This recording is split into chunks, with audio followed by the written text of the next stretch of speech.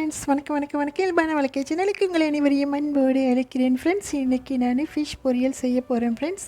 நம்ம வீட்டில் இருக்கிற சிம்பிளான திங்ஸை வச்சுட்டு செம்மையான சுவையில் ஒரு மீன் பொரியல் செய்ய போகிறேன். ஸோ அது எப்படின்னு சொல்லிவிட்டு உங்களுக்கும் காட்ட போகிறேன் ஃப்ரெண்ட்ஸ். நான் சமைக்கும் பொழுது நீங்களும் பாருங்கள், இது ரொம்ப சூப்பராக இருக்கும். சிம்பிள் பட் செம்ம டேஸ்ட்டாக இருக்கும். ட்ரை பண்ணுங்கள் ஃப்ரெண்ட்ஸ். இந்த வீடியோவும் முழுமையாக பாருங்கள், ஸ்கிப் பண்ணாமல் பாருங்கள், அப்போ தான் உங்களுக்கும் புரியும்.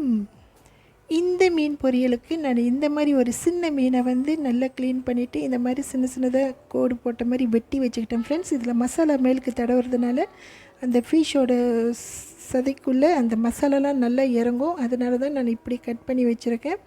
இப்போது நான் என்ன பண்ண போகிறேன், கொஞ்சமாக பூண்டு, இஞ்சி, அப்புறம் கருவேப்பிலை இதை நல்லா அரைச்சி எடுத்துக்க போகிறேன் ஃப்ரெண்ட்ஸ்.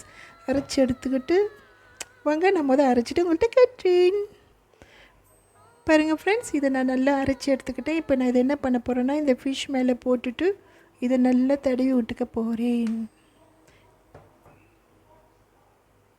பாருங்கள் ஃப்ரெண்ட்ஸ், நான் அரைத்த இஞ்சி, பூண்டு, கருவேப்பிலை பேஸ்ட்டு இந்த ஃபிஷ் மேலே போட்டுக்கிட்டேன். அடுத்ததாக கொஞ்சமாக சீரகத்தூள், அப்புறம் வரமிளகாய் தூள், சில்லி பவுடர் ஃப்ரெண்ட்ஸ். அடுத்ததாக பெரும் சீரகம் பொடி, அடுத்ததாக மிளகுத்தூள் நான் சேர்த்துக்கிறேன் ஃப்ரெண்ட்ஸ். நீங்கள் உங்கள் வீட்டில் முழு மிளகு இருந்தாலும் அதை நல்லா அரைச்சிக்கலாம். அந்த விழுதை அரைக்கும் பொழுது அதிலே சேர்த்து அரைச்சிக்கலாம் ஃப்ரெண்ட்ஸ். உங்கள் வீட்டில் பவுடராக இல்லைன்னா நீங்கள் சோம்பு ஒரு 1/4 ஸ்பூன், சீரகம் ஒரு 1/4 ஸ்பூன், அதாவது விதையாக இருக்கும் இல்லைங்களா, அதில் ஒரு 1/4 ஸ்பூன் எடுத்து நீங்கள் மிளகு மட்டும் உங்களோட உரப்புக்கு ஏற்ற மாதிரி நீங்கள் சேர்த்துக்கலாம் ஃப்ரெண்ட்ஸ். சேர்த்து ஒரேடியாக இஞ்சி பூண்டு விழுது அரைக்கிறோம் இல்லையா, அதிலே நீங்கள் போட்டு அரைச்சிக்கலாம், எந்த பிரச்சனையும் இல்லை ஃப்ரெண்ட்ஸ். இப்போது ஒரு 1/4 சைஸ் அளவுக்கு நான் லெமன் சாறு சேர்த்துக்கிறேன் ஃப்ரெண்ட்ஸ். இதில் லெமன் சாறு சேர்த்துக்கலாம். ஃபிஷ்ஷில் லெமன் சாறு சேர்க்கும்பொழுது செம்மையாக இருக்கும். அடுத்து தேவையான அளவு உப்பு ஃப்ரெண்ட்ஸ், உப்பையும் நம்ம சேர்த்துக்கலாம். இப்போ நான் என்ன பண்ண போகிறேன்னா, இதெல்லாம் சேர்த்து நல்லா என் கையை வச்சு நல்லா அது என்னது எப்படி சொல்லுவாங்க, நல்லா மிக்ஸ் பண்ணி விட்டுக்கிறேன் ஃப்ரெண்ட்ஸ். அதுக்கு முன்பதாக இந்த லெமன் எனக்கு கண்ணை உறுத்துது. அது என்ன பண்ணணும், கொஞ்சமாக இப்படி உப்பு தொட்டுட்டு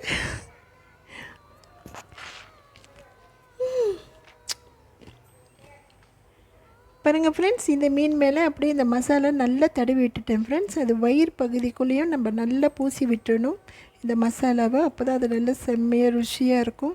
நான் தடவி விட்டுருக்கேன் ஃப்ரெண்ட்ஸ். இதில் இப்போ நான் என்ன பண்ண போகிறேன்னா, இந்த மீனம்மா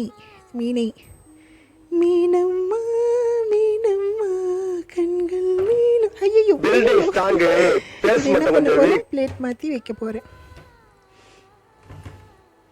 பிளேட் மாற்றி வச்சுட்டு ஒரு 15 நிமிடம் இந்த மீனை ஃப்ரீசருக்குள்ளே வைக்க போகிறேன் ஃப்ரெண்ட்ஸ். ஒரு 15 நிமிடத்திற்கு பிறகு பார்ப்போம்.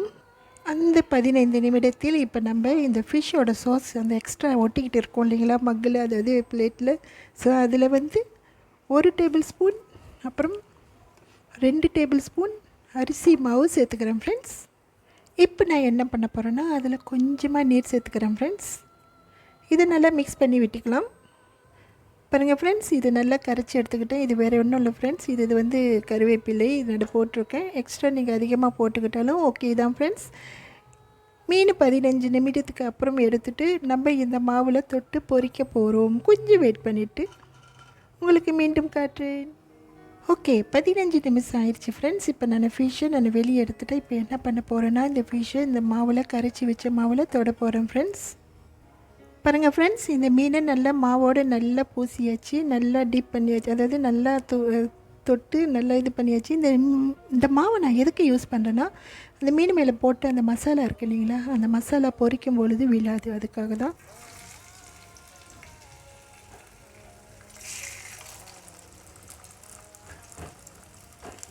நான் ஒவ்வொன்றா போட்டுக்கிறேன் ஃப்ரெண்ட்ஸ்.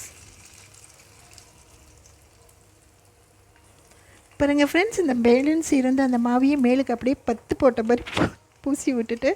ஸோ இது செம்மையாக இருக்கும் ஃப்ரெண்ட்ஸ். அதிகமான ஹையான லெவலில் நெருப்பு அனல் வைக்காமலும் அதிகமாக குறைவாகவும் வைக்காமலும் நிதானமாக நீங்கள் வச்சுட்டு பொரிச்சிங்கன்னா இது கரெக்டாக செம்மையாக வரும் ஃப்ரெண்ட்ஸ். இது கருகிடக்கூடாது, நல்லா அழகாக பொரிஞ்சு வரணும். ஒரு பக்கம் பொரிஞ்சதும் மறுபக்கம் நம்ம திருப்பிக்கலாம் ஃப்ரெண்ட்ஸ். திருப்பி போட்டு தான் நம்ம பொரிக்கணும். அப்போ தான் சமமாக அது வேகும். இல்லைன்னா ஒரு பக்கம் வெந்துட்டு ஒரு பக்கட்டும் வேகாமல் இருக்கும். ஸோ அதனால் மறுபக்கமும் திருப்பிக்கலாம். பாருங்கள் ஃப்ரெண்ட்ஸ், நான் 2 பக்கமும் திருப்பி போட்டுட்டேன். இன்னொரு பக்கமும் நல்லா பொரிஞ்சு வரட்டும். இந்த மீன் பொரியும் கேப்பில் நான் இப்போ என்ன பண்ண போகிறேன்னா, இந்த ஃபிஷ்க்கு நான் சோஸ் செய்ய போகிறேன் ஃப்ரெண்ட்ஸ். இதுவும் நம்ம வீட்டில் உடனே கிடைக்கிற ஒரு பொருள் தான் ஃப்ரெண்ட்ஸ். 3 பல் பூண்டு, 4 பச்சை மிளகாய், அதாவது அந்த சின்னதாக இருக்கும் இல்லைங்களா ஹாட் சில்லி, அது ஒரு 4, அப்புறம் 1 பழுத்த மிளகாய் நான் வெட்டி வச்சுருக்கேன் ஃப்ரெண்ட்ஸ். இப்போ நான் என்ன பண்ண போகிறேன்னா, இதெல்லாம் ஒன்றா போட்டு பிளெண்ட் பண்ண போகிறேன். கொஞ்சமாக லெமன் சாறு நான் அதில் புழிஞ்சு விட்டுக்கிறேன் ஃப்ரெண்ட்ஸ். ஓகே, நான் இப்போ என்ன பண்ண போகிறேன்னா, கொஞ்சமாக இதில் உப்பு சேர்த்துக்கிறேன் ஃப்ரெண்ட்ஸ். அடுத்ததாக கொஞ்சமாக தண்ணி சேர்த்துக்கிறேன். நான் இதை பிளெண்ட் பண்ணிவிட்டு ஊற்றிக்கிறேன். பாருங்கள் ஃப்ரெண்ட்ஸ், இது பார்க்க மட்டும் இல்லை, சாப்பிடுவோம் செம்மையாக இருக்கும் ஃப்ரெண்ட்ஸ். நான் இப்படி தான் நம்ம வீட்டில் பொரித்து சாப்பிடுவேன், அருமையாக இருக்கும். இந்த சாஸும் நானே செஞ்சது. இந்த ஃபிஷ் பொரியல் கோட்டிங் நான் போட்டது ஃப்ரெண்ட்ஸ். ஸோ எல்லோரும் ஃபிஷ் பொரியல் பொரிப்பீங்க. இது கொஞ்சம் வித்தியாசமாக அருமையாக இருக்கும் ஃப்ரெண்ட்ஸ். காற்று தான் வருது, அது வேறு ஒன்றும் இல்லை ஃப்ரெண்ட்ஸ். தீபாவளி டைமில் நல்லா ஐஸ் குடிச்சிட்டேன், அதான் காற்று வருது. ஓகே, இந்த மீன் பொரியல் உங்களுக்கு பிடிச்சிருந்துச்சுன்னா நீங்களும் ஒரு வாட்டி உங்கள் வீட்டில் ட்ரை பண்ணி பாருங்கள் ஃப்ரெண்ட்ஸ். செம்மையாக இருக்கும். எப்படி இருக்குதுன்னு சொல்லிட்டு கமெண்ட் பாக்ஸில் சொல்லுங்கள். நீங்கள் புதுசாக இந்த சேனலை பார்க்குறவங்களா இருந்தால் மறந்துடாமல் சேனலை விசிட் பண்ணுங்கள் ஃப்ரெண்ட்ஸ். எப்படி இருக்குன்னு பாருங்கள், கண்டிப்பாக உங்களுக்கு பிடிக்கும் நான் நம்புகிறேன் ஃப்ரெண்ட்ஸ்.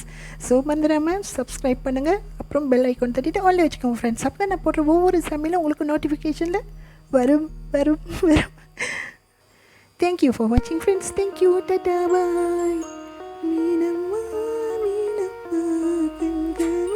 Friends, நான் கொஞ்சம் சாப்பிட்டு காட்டுறேன் எப்படி இருக்குன்ட்டு. பாருங்கள், சாஃப்டாக இருக்குது. ஸோ இதை சாஸில் தொட்டுட்டு